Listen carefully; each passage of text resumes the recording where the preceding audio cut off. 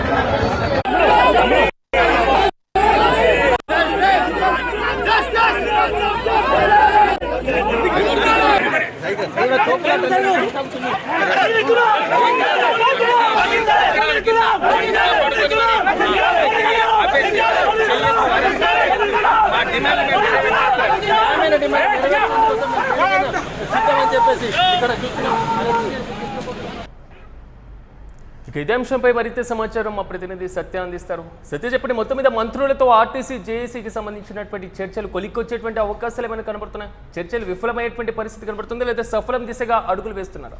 పూర్తి అప్డేట్స్ ఏంటి? ప్రధానంగా తెలంగాణలో కొనసాగుతున్నటువంటి ఆర్టీసీ సమ్మె నేపథ్యంలో ప్రస్తుతం రాష్ట్ర ప్రభుత్వం మరియు ఆర్టీసీ జేఏసీ నాయకుల మధ్య ప్రస్తుతం కీలక చర్చలు జరుగుతూ ఉన్నాయి. కీలక చర్చల్లో భాగంగా డిప్యూటీ సీఎం భట్టి విక్రమార్క అలాగే ఆయన అధ్యక్షతన ఉన్నత స్థాయి సమావేశం అయితే జరుగుతూ ఉంది.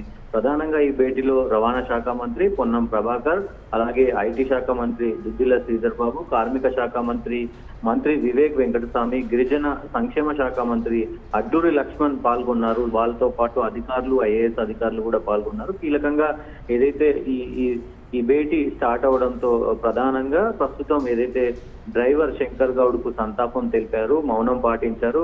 జేఏసీ నేతలు అందరూ కూడా మరి మౌనం పాటించి ఆయనకు ప్రగాఢ సానుభూతిని అయితే తెలిపారు. ప్రధానంగా ఈ మీటింగ్ కు సంబంధించి జేఏసీ ప్రతిపాదన దాదాపు 32 డిమాండ్లలో 29 అంశాలపైన ప్రభుత్వం చాలా సానుకూలంగా ఉంది. సో ఇప్పటికే మేము అన్ని అంశాలపైన కూడా మరి మాట్లాడుతున్నామంటూ కూడా పొన్నం ప్రభాకర్ అయితే వెల్లడించిన పరిస్థితి కనబడుతోంది. కాంగ్రెస్ పార్టీ ఎన్నికల మేనిఫెస్టోలో ఇచ్చినటువంటి హామీలను తక్షణమే అమలు చేయాలని, ముఖ్యంగా ఆర్టీసీని ప్రభుత్వంలో విలీనం చేసే ప్రక్రియ మాకు ఖచ్చితంగా మీరు లిఖిత పూర్వకంగా ఇవ్వాలంటూ కూడా మరి అటు జేఏసీ నాయకులు కార్మికులు అడుగుతున్న పరిస్థితి కనబడతా ఉంది. అయితే కార్మికులు ఎవరు ఆవేశంతో ప్రాణాలు తీసుకోవద్దని కూడా మరి ఇటు ప్రభుత్వానికి సంబంధించినటువంటి ఈ ముఖ్య నాయకులందరూ కూడా చెప్తున్న పరిస్థితులు కనబడుతున్నాయి. ప్రస్తుతం చాలా సుదీర్ఘంగా చర్చలు అయితే కొనసాగుతున్నాయి. ఒకవైపు శంకర్ గౌడ్ సంబంధించినటువంటి మృతదేహం వద్ద ఉద్రిక్త వాతావరణం కనబడుతుంది. మరోవైపు చర్చలు ఈ రోజుకైనా కొలిక్కొస్తే కొంతవరకు సామాన్య ప్రజలపై కొంతవరకు ఆవేదన తగ్గేటువంటి పరిస్థితులు ఉన్నాయి అనేటువంటి వాదన బలంగా వినపడుతుంది. సో ప్రధానంగా ఏ డిమాండ్లకు ప్రభుత్వం అంగీకరించడం జరిగింది? ప్రధానంగా దాదాపు 32 హామీల్లో 29 అంశాలపైన ఇప్పటికే మరి అంగీకారం తెలిపినట్టు ఖచ్చితంగా వాళ్ళు తెలుపుతున్న పరిస్థితులు ఉంటాయి. కీలకమైనటువంటి అంశాలు ఏవైతే ఉన్నాయో ఆర్టీసీని ప్రభుత్వంలో విలీనం చేయడం, అలాగే యూనియన్ ఎన్నికలకు సంబంధించినటువంటి ఈ 2 అంశాలపైన కూడా అయితే సంక్లిష్టమైన అంశాలను పరిశీలించి ప్రభుత్వం ఉన్నత స్థాయి కమిటీ వేశారనేది మరి ప్రభుత్వం చెప్తుంది. దీనికి సంబంధించి వాళ్ళు ఏదైతే ప్రస్తుతం ఈ మీటింగ్ జరుగుతుందో ఈ మీటింగ్ సంబంధించి కూడా మీరు నిజంగా మాకు హామీలు ఇస్తే గనక, ఏదైతే ఈ ప్రభుత్వంలో విలీనం కావచ్చు, లేదంటే యూనియన్ ఎన్నికలు నిర్వహించడం కావచ్చు, ఈ ఎన్నికలు ఖచ్చితంగా మీరు చేస్తామని చెప్తే మాకు లిఖిత పూర్వకంగా దాన్ని రాసియాలి అంటూ కూడా మరి వాళ్ళు అడుగుతున్న పరిస్థితి కనబడుతోంది. దీనిపైన కీలకమైనటువంటి ఈ అంశాలపైన వాళ్ళు మరి లిఖిత పూర్వకంగా మరి రాసి ఇస్తారా అనేది చూడాల్సిన అవసరం అయితే ఉంది. సో ఒకవేళ నిజంగా ఈ 2-3 అంశాలపైన ఖచ్చితంగా ప్రభుత్వం ఇప్పుడు ఉన్నటువంటి అధికారులు ఎవరైతే మంత్రుల సమావేశం ఉందో ఆ మంత్రుల సమావేశంలో కనుక ఖచ్చితమైనటువంటి హామీ ఇవ్వకపోతే కనుక మేము సమ్మె విరమించేదే లేదా అంటూ భీష్మించి కూర్చున్న పరిస్థితి కనబడతా ఉంది. సర్వత్రా చాలా ఉత్కంఠ నెలకొంది సిరాజ్. ప్రస్తుతం అయితే సో ఏం జరగబోతుంది, ఇది సఫలం అవుతుందా విఫలం అవుతుందా అనే దానిపైన సర్వత్రా ఉత్కంఠగా నెలకొన్న పరిస్థితి కనబడుతుంది. కొంతవరకు అంటే మీరు చెప్పినట్లుగా 32 డిమాండ్లలో 29 డిమాండ్లకు ప్రభుత్వం సానుకూలంగా ఉన్నట్లుగా తెలుస్తుంది. మరి ఈ డిమాండ్ల సాధన వైపు అంటే మిగిలినవి ఏదైతే బ్యాలెన్స్ ఉన్నాయో వాటి మీద కార్మిక సంఘాలు ఏం చెప్తున్నారు? డెఫినెట్ గా వాళ్ళు ప్రభుత్వానికి సంబంధించి ప్రస్తుతం ఈ 3 డిమాండ్లు ఏదైతే ఉన్నాయో, ఒకటి ఆర్టీసీని ప్రభుత్వంలో కంప్లీట్ గా విలీనం చేయాలి, దాంతో పాటు ఈ ఎన్నికలు నిర్వహించాలి, కార్మిక సంఘాలకు సంబంధించినటువంటి ఎన్నికలకు నిర్వహించాలి ప్రతి సంవత్సరం, దాంతో పాటు ఈ డిఏలు అలాగే ఈ వాళ్ళకి సంబంధించినటువంటి బాండ్లు అవన్నీ కూడా క్లియరెన్స్ ఇవ్వాలి అనేది ఒక 3 డిమాండ్లు ఉన్నాయి. ఆ డిమాండ్లు మరి ఆ డిమాండ్ల పైన ఏం చేస్తారు అనేది స్పష్టమైనటువంటి అవకాశం అంటే ఇప్పుడు ఈ మీటింగ్ లో ఒక స్పష్టమైనటువంటి అంశం మరి కొలిక్కొచ్చే అవకాశం ఉంది. అసలు గవర్నమెంట్ ఏంటి, గవర్నమెంట్ స్టాండ్ ఏంటి అనేది ఇప్పుడు ఈ మీటింగ్ లో ఖచ్చితంగా తెలిసే అవకాశం ఉంది.